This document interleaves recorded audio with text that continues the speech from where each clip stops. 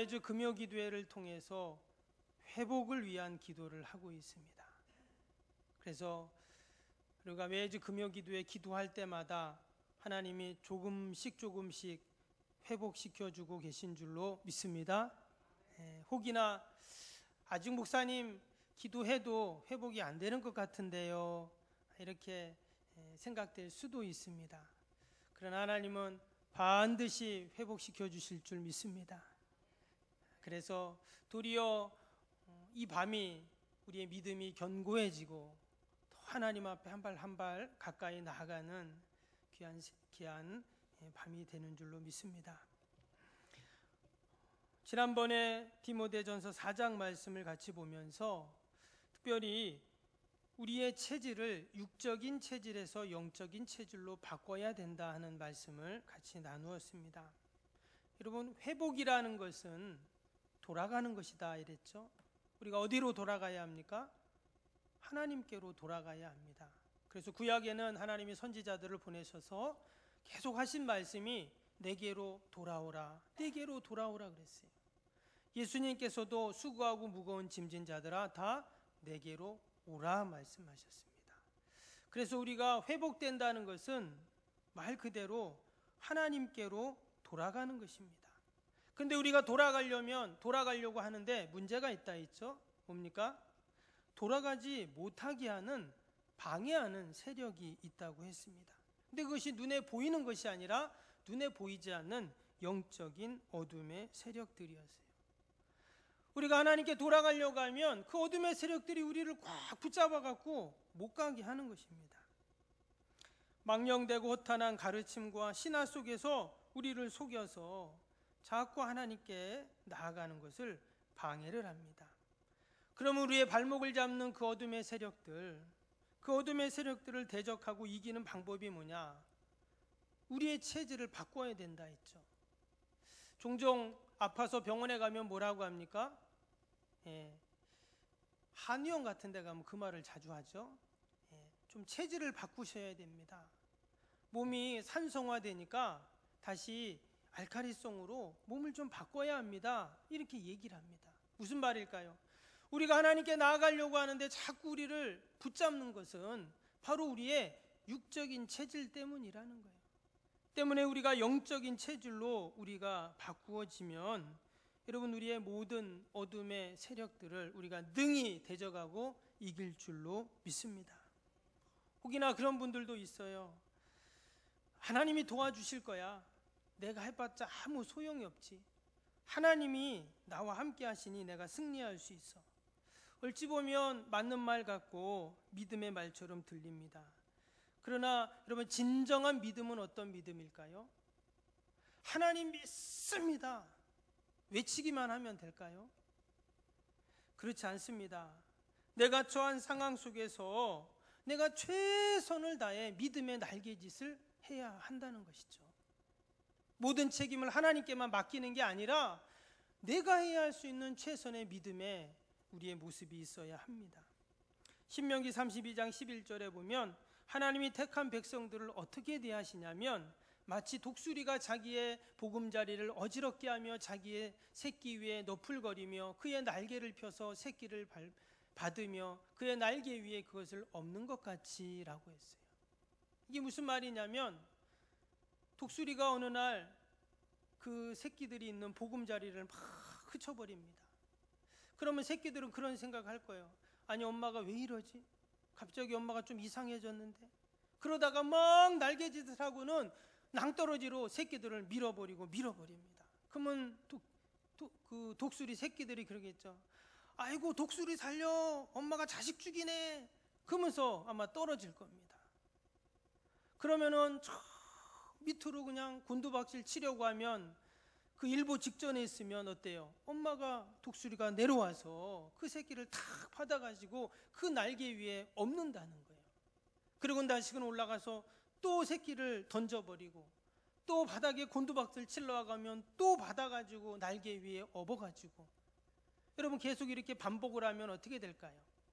처음에는 새끼들이 떨어지면서 나 죽는다고 막 날개짓을 하겠죠.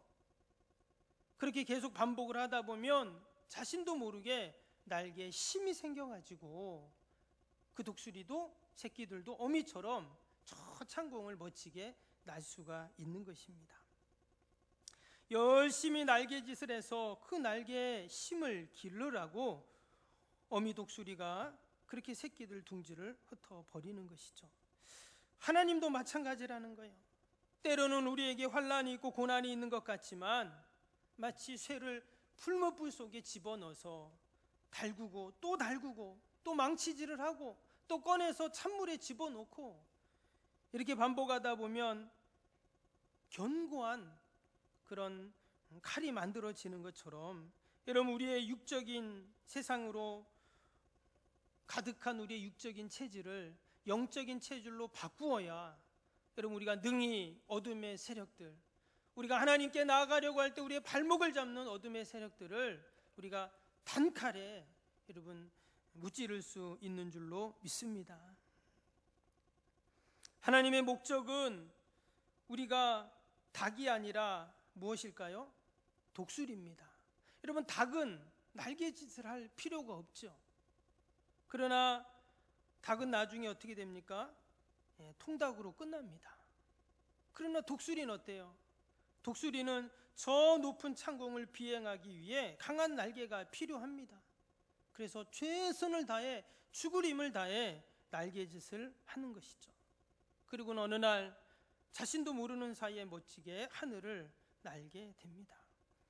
하나님은 저와 여러분을 닭이 아니라 다 독수리로 만들어 주셨는 줄로 믿습니다.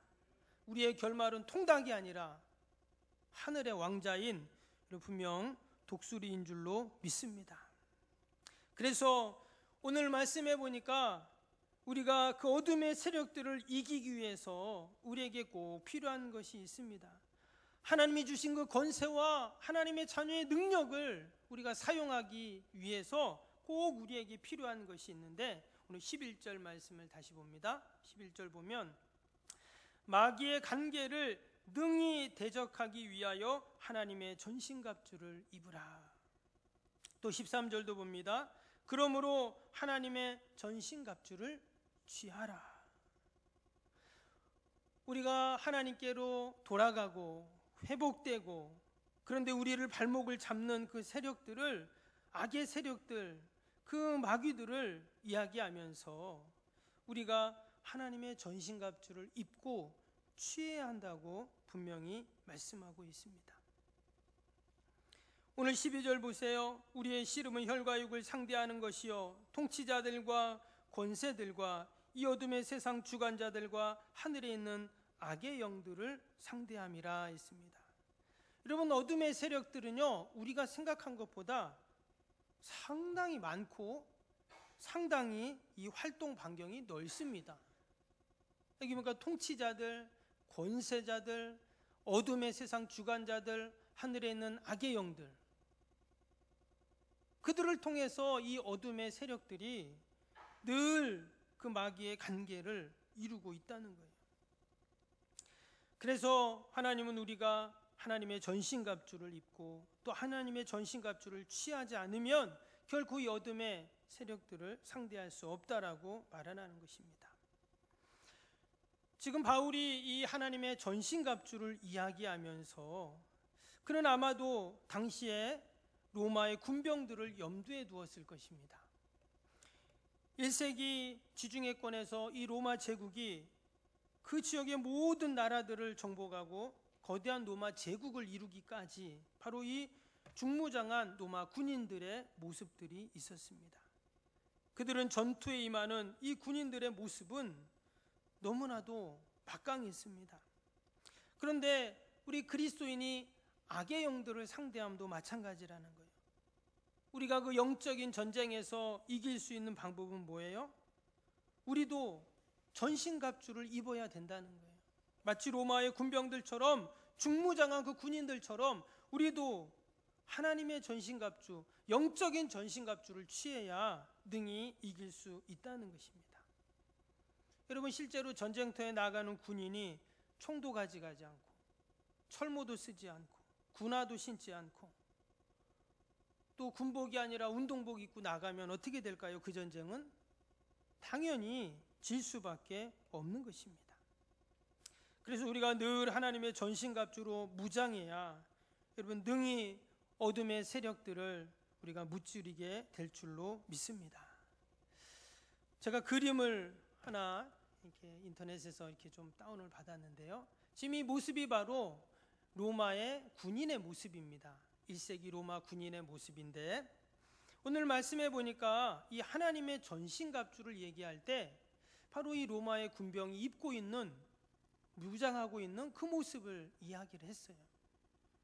정확히 좀 이렇게 글자는 안 보이지만 이게 보시면 가장 먼저 이 허리에 보면 이제 허리띠가 있죠. 그래서 오늘 말씀해 보니까 14절부터 17절까지 나왔는데요. 첫 번째는 뭐냐면 진리의 허리띠를 이야기하고 있습니다. 그리고 두 번째는 이 가슴에 있는 이제 흉배인데요. 후심경이라고 성경에 나와 있습니다. 가슴을 보호하는 그런 옷입니다. 그 다음에 세 번째는 밑에 신발인데요. 평안의 복음의 신을 신고 있고요. 그 다음에 방패 있죠. 믿음의 방패. 그리고 머리에는 구원의 투구. 그리고 칼은 성령의 검. 이렇게 해서 6가지를 하나님의 전신갑주로 이야기를 하고 있습니다.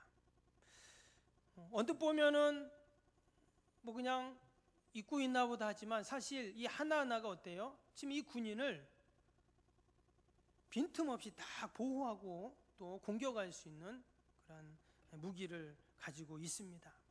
오늘 말씀에도 보니까 이 마귀가 11절에 뭐라고 그랬냐면 마귀의 관계라는 말이 나왔습니다. 이 관계라는 말은 영어로 보면 스킴인데요. 바로 계획, 책략이라는 그런 뜻입니다. 그러니까 이 마귀의 관계라는 말은 마귀가 대충 우리를 공격하는 게 아니라는 거예요.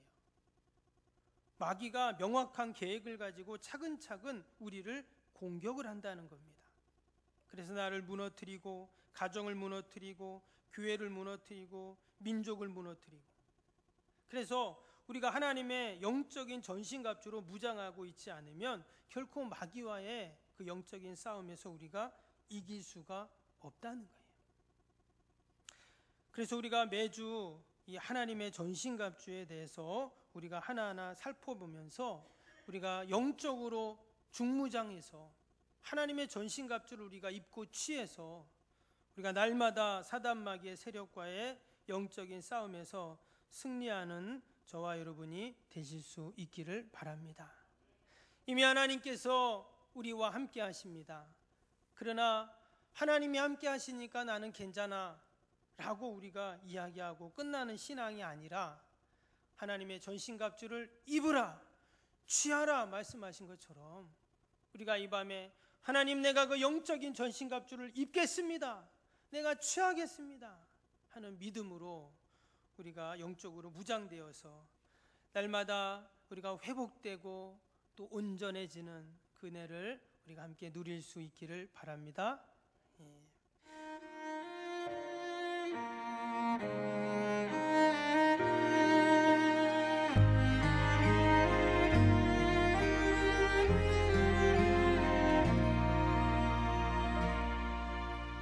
나는 하나님을 예배하는 예배자